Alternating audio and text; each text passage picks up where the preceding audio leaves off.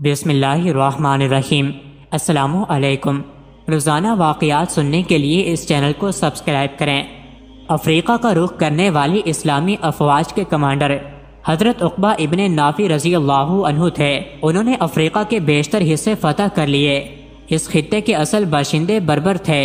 ان کے بہت سے افراد بھی حلقہ بخوش اسلام ہو گئے اور افریقی ممالک کی فتح میں معاون ثابت ہوئے۔ چونکہ افریقہ میں مسلمانوں کی کوئی مستقل چھاؤنی نہیں تھی جہاں فوج ہمیشہ قیام پذیر رہتی، اس لیے جب مجاہدین واپس مصر چلے جاتے تو نو مسلم بربر غیر مسلموں کے فریب میں آ کر سب عہد و پیمان توڑ دیتے اور جو مسلمان وہاں موجود ہوتے ان کو ہر طرح سے پریشان کرتے۔ حضرت عقبہ رضی اللہ عنہ نے طویل غور و فکر کے بعد فیصلہ کیا کہ جہاں ایک چھاؤنی بنائی جائے جہاں مجاہدین مستقل قیام کریں اور سر اٹھانے والے فتنوں کی فوری طور پر سر کوبی کریں۔ اس مقصد کے لیے جو جگہ آپ نے منتخب کی وہاں گھنے جنگلات تھے جن میں موذی جانوروں اور درندوں کی کثرت تھی۔ ایسی جگہ انسانوں کا رہنا تو کجا گزرنا بھی خطرات سے خالی نہیں تھا۔ مشیروں نے ان خطرات کی طرف توجہ دلائی تو حضرت عقبہ رضی اللہ عنہ نے اس جگہ کو منتخب کرنے کی وجوہات بیان کی۔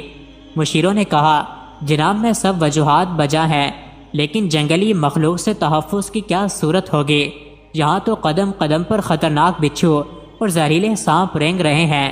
جنگل ہاتھیوں، شیروں، چیتوں، ریچھوں اور دوسرے درندوں سے بھرا پڑا ہے۔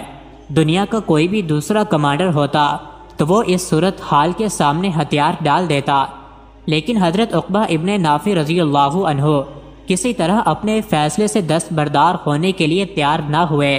انہوں نے فرمایا، چھاؤنی یہیں بنے گی اور ہر صورت بنے گی۔ افریقہ کے باشندے اور ان کے ساتھی سمجھنے سے قاصر تھے کہ حضرت عقبہ اس مسئلے کا حل کیا نکالیں گے۔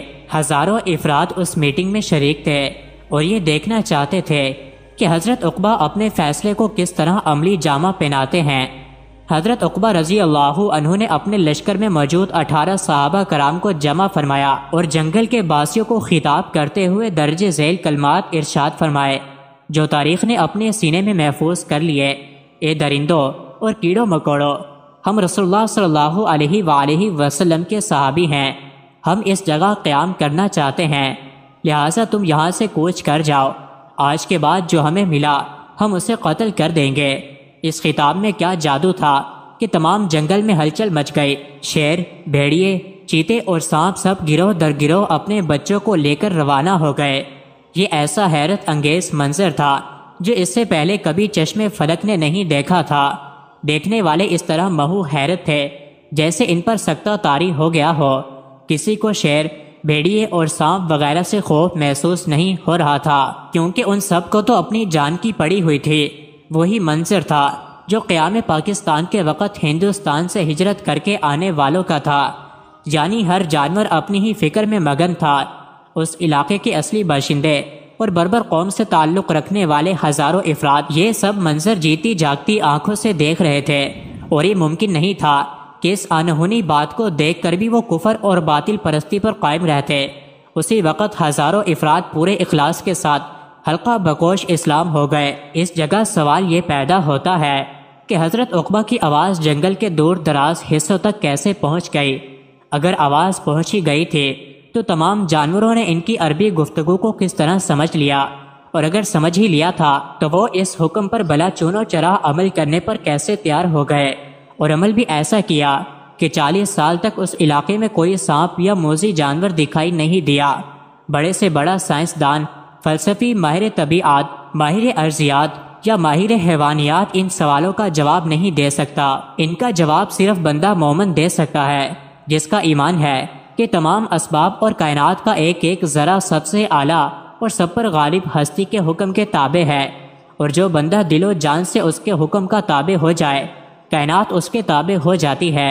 ارشاد ربانی ہے، اگر تم اللہ کے دین کی امداد کرو گے تو اللہ تعالیٰ تمہاری امداد فرمائے گا اور تمہیں ثابت قدمی عطا فرمائے گا۔ دوسری جگہ ارشاد فرماتا ہے، تم ہی سر بلند ہو اگر تم صاحب ایمان ہو۔ صحابہ کرام نبی اکرم صلی اللہ علیہ وآلہ وسلم کی نظر کیمیہ اثر کی بدولت تزکیہ نفس کی تمام منزلیں طے کر چکے تھے اور نفسانی خواہشات اور زائل سے پاک ہو چکے تھے، اس لیے زبان ان کی ہوتی تھی اور حکم اللہ تعالیٰ کا ہوتا تھا۔ مزید ایسی ہی ویڈیوز کے لیے چینل کو ضرور سبسکرائب کریں۔